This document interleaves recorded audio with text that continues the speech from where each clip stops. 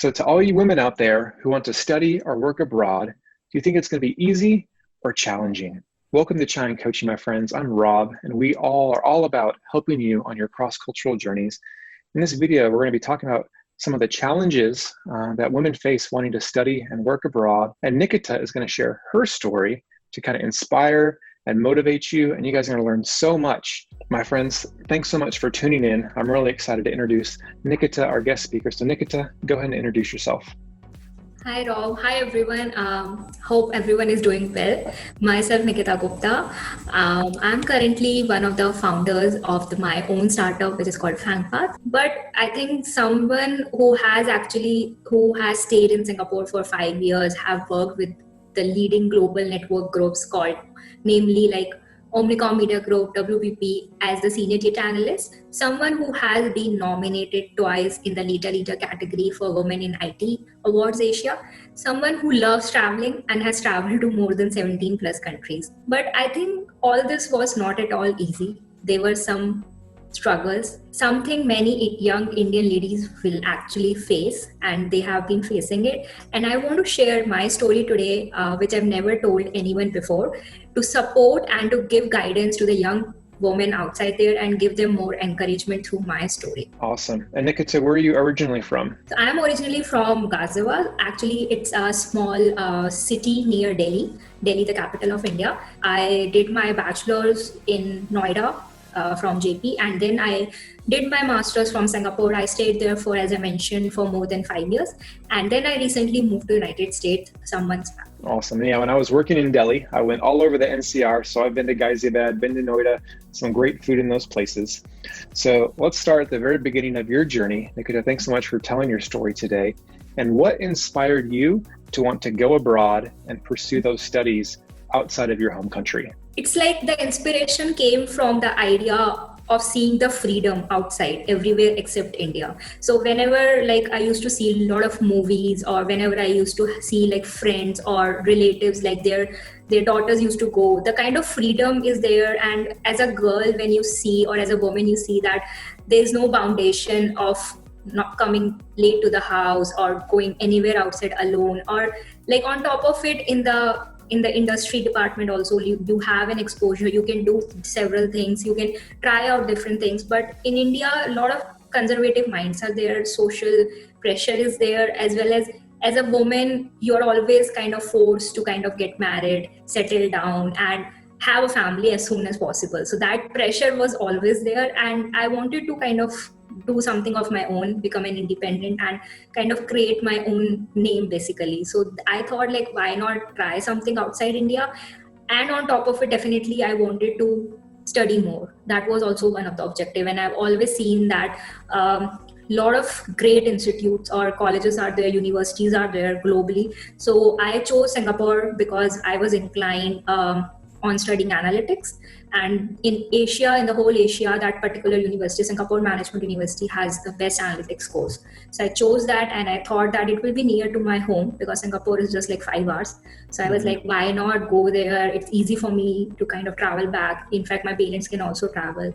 So that made my decision to travel to Singapore and study there. So Nikita, you've got this inspiration to go abroad, explore the world, try some new things.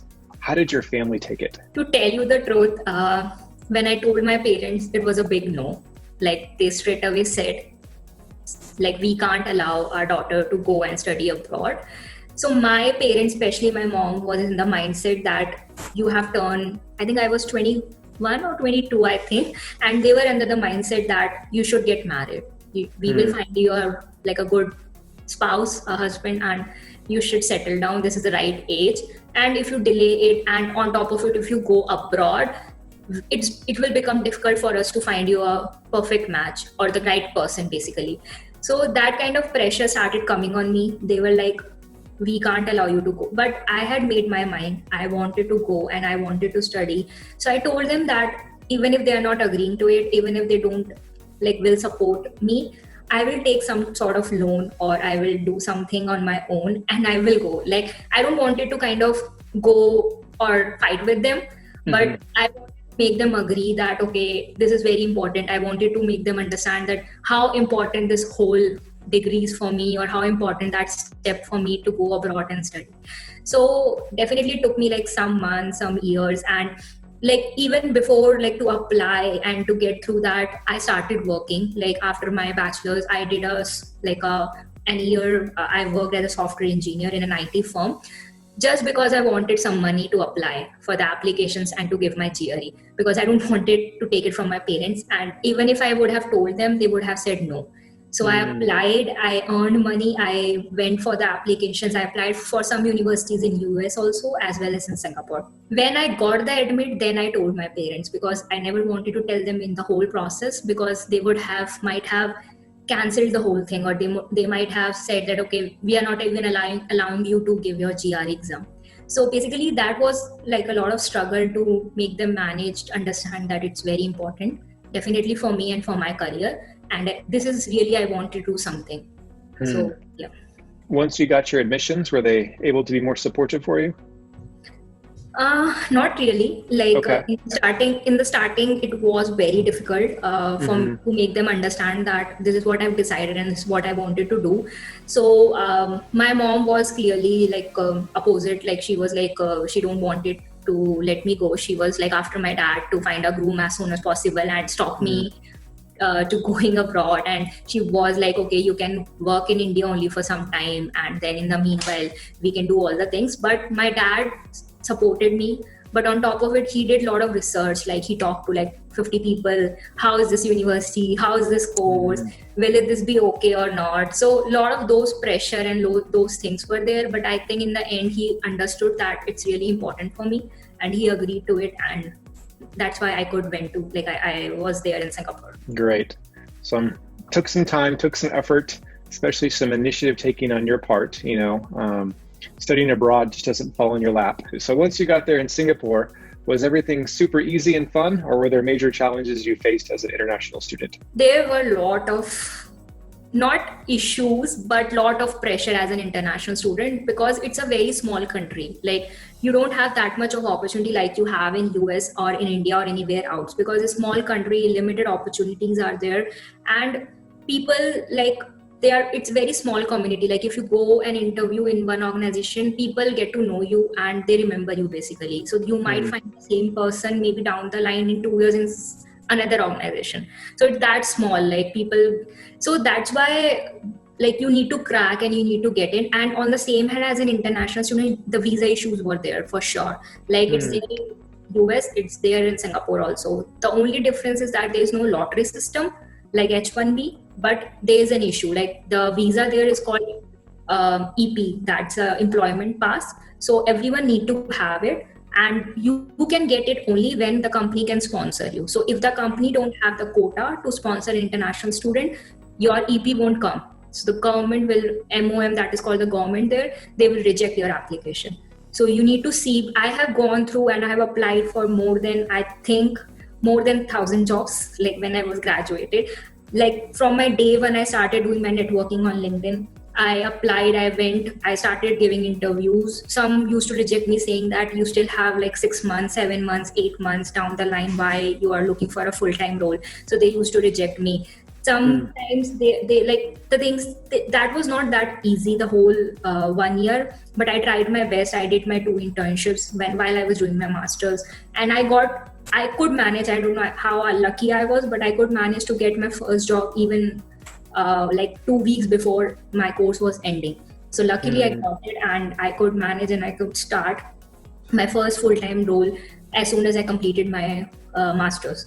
So that was something not that easy. Lot of networking, lot of interviews, lot of resume reviews, everything, like lot of things, not pain, but hard work went to get able of finding a job in Singapore.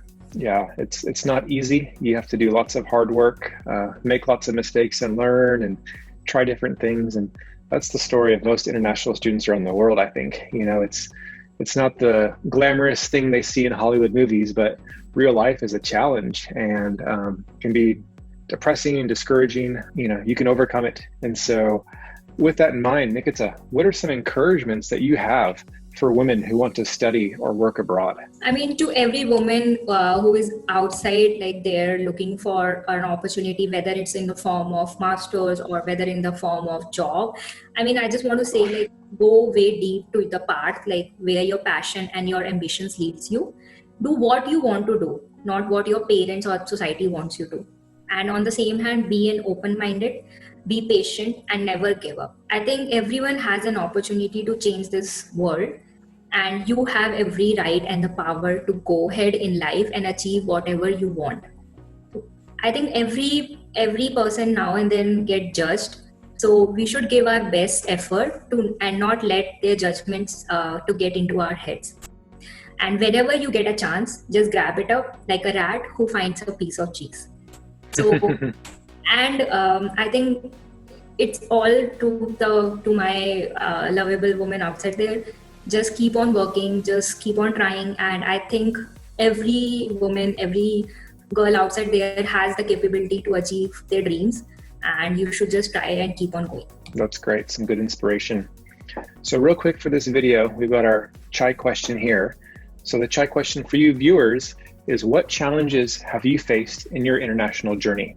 Studying and working abroad, let us know in the comments what challenges have you faced. Nikita shared some of the big challenges she faced back home in Singapore. I'm sure you've even faced some here in America as well, with the different weather and different people and our weird American culture. If this video has been helpful and making an impact, give a thumbs up to say thanks to Nikita.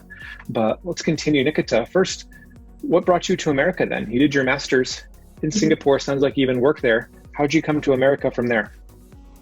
So I got married this year with a guy who is working for Microsoft, and he's settled in US.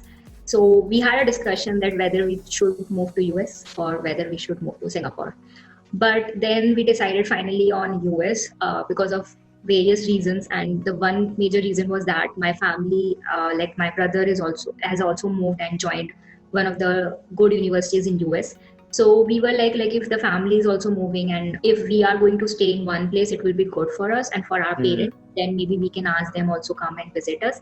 So that was the reason that we decided on US over Singapore. But definitely, I don't want to leave Singapore for sure because it's really close to my heart. Yeah, so I think Singapore has given me everything what I am today is like definitely because of Singapore. I am like this extrovert person, like coming and giving this talks and everything. I was not like this like before going to Singapore. So Singapore has given me all these opportunities. Singapore has bought and given me this confidence. So it will be close to my heart, but definitely I'm looking forward to my journey in US for sure. And I'm trying to get used to US weather and different things. Also started my whole venture and path. So this is how I'm kind of enjoying US. Yeah, and we're going to be doing another video with Nikita as well, sharing about just jobs, getting these big tech, fun companies. And so check out her other video as well. We'll have links for that to help you guys learn some other great just job search tips. So don't miss that video. Nikita, let's wrap this video up with just what are just final tips or lessons learned that you had from your journeys studying in Singapore, coming to move and work here in America now. What do you just want to leave the viewers with, a final tip or lesson learned? I think I just want to say, like, follow your heart, do whatever, like I mentioned, do whatever you want to do. Just keep on working hard, just keep on trying. I know that 2020 is not that year what you have dreamt or what you have thought about. Mm-hmm. So this is for sure a difficult time, and this is for sure like not that usual pattern like which no one has ever imagined of. So like the situation is difficult, but we should not like sit back.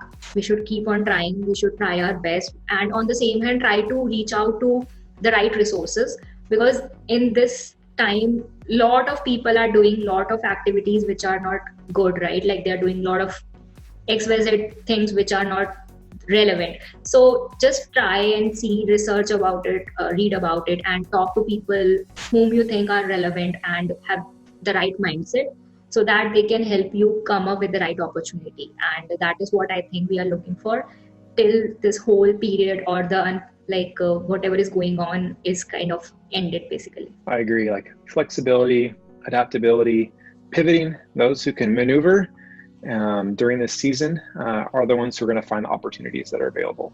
Nikita, thank you so much. This was great. I loved hearing your story. It's taken you all over the world. I'm glad that you still get to be near family. Family is so important. I know, especially in Indian culture, and that your brother's here in the U.S. and you're getting to start your own family as well, which is exciting. So thank you so much for telling your story. Thank you, Rob. Thanks a lot for your time, for inviting me, and for helping me share out my story with everyone out there, and helping me to motivate more women, especially in India, where things are not that easy. And I have been there in their position, and I'm coming from the same background, so I understand how situation is. And it will be great if I can guide, and happy to help anyone out there. Awesome. Yeah, you can connect with Nikita as well. We'll have her LinkedIn in the description. Everyone, thanks so much for tuning in. I learned so much. Give a big like and thumbs up to say thanks again to Nikita, sharing her story to inspire you guys. At Shine Coaching, we really want to help you guys on your cross-cultural journeys anywhere in the world. Don't forget to subscribe and connect with us online so we continue to help you guys. And thanks so much for tuning in. We'll see you next time at Shine Coaching. Cheers. Cheers.